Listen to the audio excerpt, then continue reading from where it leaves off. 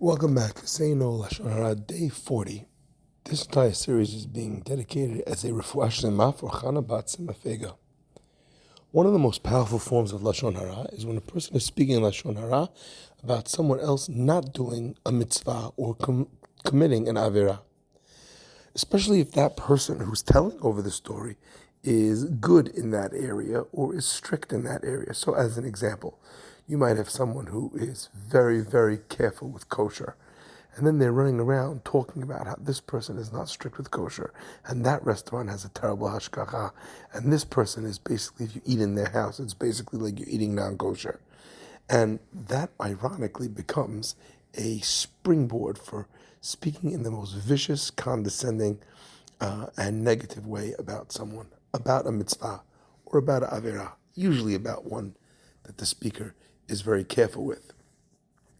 When the Chafetz Chaim looks at this, he says it's an interesting thing, because effectively, mentioning that someone is transgressing an avera, a negative commandment, or not doing a positive mitzvah, is asur to mention. You're not allowed to even say that someone is not performing a mitzvah.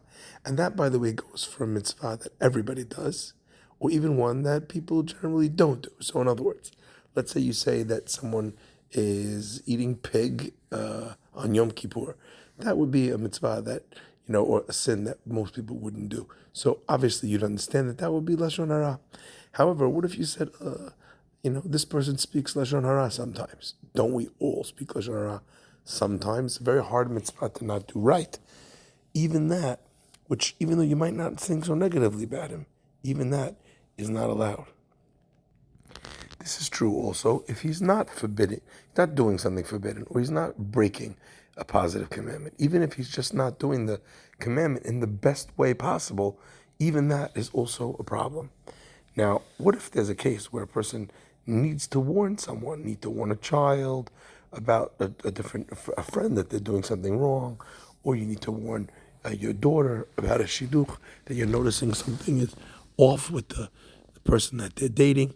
So as we said earlier, in those specific cases, there's always a way to ask somebody exactly what you can and what you can't say. Well, Rav Shamshon Raphael Hirsch brings down that a big part of the reason why we speak Lashon Hara about other people's failings in mitzvot and in Torah and in ma'asim tovim and in good deeds is because the nature of a Jewish person's soul is always to strive to be higher. Now, sometimes, even though you want to be better, it's difficult to become better. It's hard work to put in that work to change yourself as a person. So what do people do instead if they want to feel higher but simply can't be bothered to put in the work to feel higher? What they do is they put people down around them, and based on the level of comparison between them and others, suddenly they feel much better about themselves, as if they've grown. But of course, as anyone will tell you, the minute that story fades, you realize that you're exactly on the same level that you were before, and it doesn't satisfy the thing that it seems to be satisfying. So when you're speaking Lashon Hara and putting people down around you, there's one problem, which is the problem of Lashon Hara that you're doing in speaking negatively about that person. But there's a second thing too.